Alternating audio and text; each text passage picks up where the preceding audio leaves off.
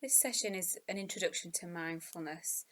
We refer to mindfulness and being mindful of the moment throughout DBT skills. We're going to talk about what that is and how you do it. So it's about awareness, opening your eyes to your emotion, noticing your gut feelings and action urges to what emotions are driving us to do in a moment. Because the mind often wanders off and it goes off track, and we're trying to, by raising our awareness, trying to bring back that focus and that attention so that we have got more control over what it is that we do and what it is that we pay attention to. How often do you get distracted by thoughts or images from your past? Replay things that have upset you in your mind or that have troubled you, so that, kind of replaying things over and over again. Have worries about the future. Find yourself doing more than one thing at once, trying to multitask and do loads of different things, but actually not getting anywhere and finishing any one task. Thinking about more than one thing at a time. Feel unable to concentrate on what it is that you're doing, or react automatically to situations when they occur, in that moment, really impulsively. So why do we spend most of our time worrying about the past when it's already happened, it's done, we can't change it? Or worrying about the future, we don't know what's going to happen, we don't know what's coming, or how, people are going to respond to certain things. So we're kind of always pulled to the past or to the future. And very rarely are we in the present moment. We're very rarely in the now.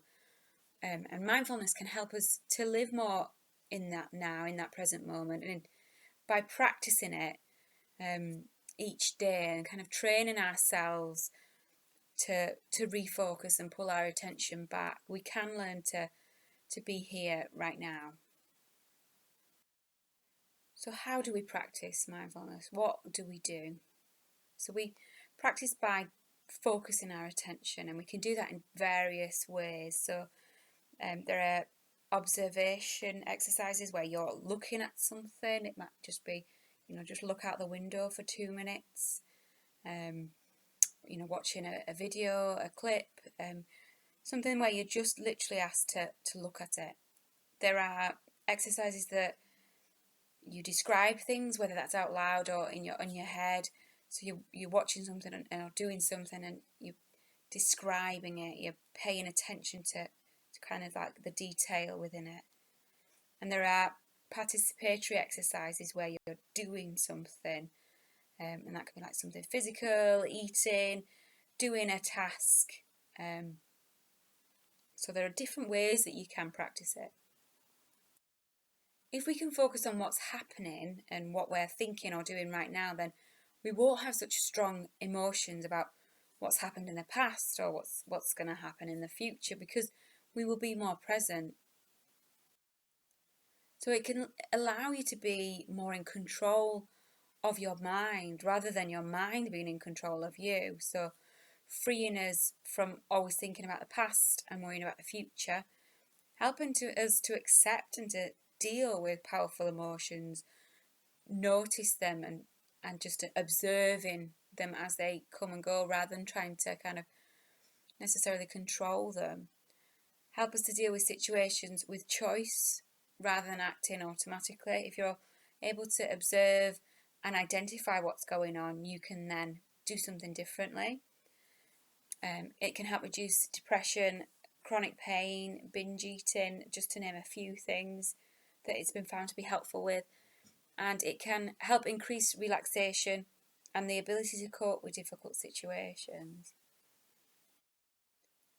So when practicing mindfulness, we talk about not judging experiences as being good or bad, and focusing on one thing at a time. So doing that one thing as well as you can.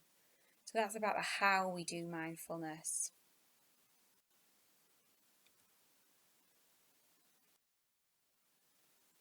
So why are these skills important? Well, it helps you to focus on one thing at a time and be present. And this can help you feel more in control of your emotions, because if you're doing one thing at a time and you're focused on it, then you're not kind of responding to what's going on in your mind, and you're not responding to pulls to the past and the future. So you're really in that moment. You're really there doing what it is that you're meant to be doing.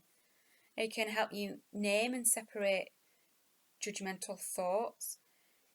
And it's often that these judgmental thoughts that make our emotions feel more overwhelming. So we talk about being non-judgmental whenever you're doing a practice exercise, or we talk about doing it from a non-judgmental stance. And these will come into your head, that it's just, absolutely guaranteed, because judgmental thoughts, opinions, perceptions, whatever you want to call them, they will just come into your head. So whatever exercise you're doing, you might be sat there thinking, well, this is stupid and this is a waste of time, and what am I doing this for? And those are judgmental thoughts that we all have.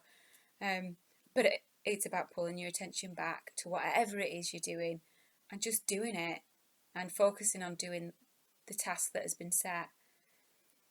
So mindfulness will help you to develop a wise mind, which I'll explain what that is a bit further on. And that's an essential part of DBT. So here we are, we've got wise mind, and it's in the middle. It's a balance of the reasonable mind and the emotion mind. Reasonable mind is rational thinking, logical mind. It's the part of you that plans and evaluates things very logically. It's doing a task that's got very specific steps, following a recipe. You put one egg in, put a bit of flour, you do it's very logical. It's very a list of things to do. That's the reasonable mind.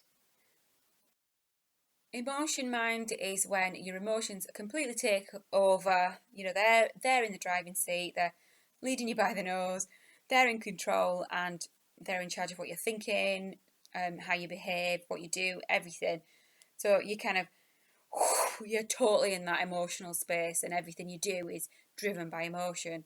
And that can be helpful and unhelpful. Sometimes we need that. Sometimes we need that kick of emotion to to do something, whether it's stop someone from walking in front of a car. It's like you instantly responded with that emotion, and you grab their arm without thinking. You feel like, I wasn't even thinking, but it was just, you've been driven by that emotion. But sometimes they can be unhelpful, and a lot of people find themselves making quite unwise choices when they're purely driven on emotional mind. And if they felt like they were doing things without thinking, and later when that emotions subsided, they're like, oh, why did I do that? Why did I do that? Because when they're feeling more in the wise mind position, they're able to see things a bit more clearly. So it can be good, but also it can be very cloudy up there, and it can be very kind of impulsive. So the wise mind is the balance of the two, because we need the balance. It's something we talk about all the time. Is about having that balance. It's not one, it's not the other, but it's a bit of both. So wise mind is about feeling your emotion, but maybe not letting them take over, and not letting them drive everything that you do. And we can't sit in one more than the other. We can't just be very logical and reasonable mind and have no emotions whatsoever, because that wouldn't be a good place to be either. And equally, we can't sit in the emotion mind space all the time, because, like I said, we make quite unwise choices in that space sometimes. So we need to learn how to balance those two things. So we talk about the wisdom is in the middle path. It's in the wise mind space. But it's really hard. It's really, really difficult. And no one can be good at being mindful without practicing. So we talk about the mind being a bit of an untrained puppy, and it's just, imagine you take a puppy for a walk, and it's chewing on this, and it's chewing on that, and it's run off over there, and you can't get it back. And what we want is to be able to think of our minds as a bit more of an older dog, a bit more mature. It can walk beside you. It can notice things, but it doesn't have to respond to things. And that's what we want our mind to do, is to be able to pay attention and notice and observe, but not necessarily be led by those things. And we can start by practicing mindfulness every day, just in everyday tasks, whether it's, eating your breakfast or watching TV or reading, having a conversation, brushing your teeth, washing the dishes, washing your hair in the shower. Absolutely anything that you do on a daily basis, you can practice doing it more mindfully by really, really paying attention, really drawing on what it is that you can see, what can you hear, what can you smell, what can you taste, what can you feel. By paying attention, it can ground you in that moment. Because quite often we do things and we don't even realise that we've done them. You might get into bed and think, have I even brushed my teeth? I don't remember doing it, because you've been doing it, but you've got lost in your head and you're thinking about something else. So we forget that we've been doing these things. So this isn't about adding anything extra to your day in terms of practicing. It's just about doing something you normally do, but more mindfully.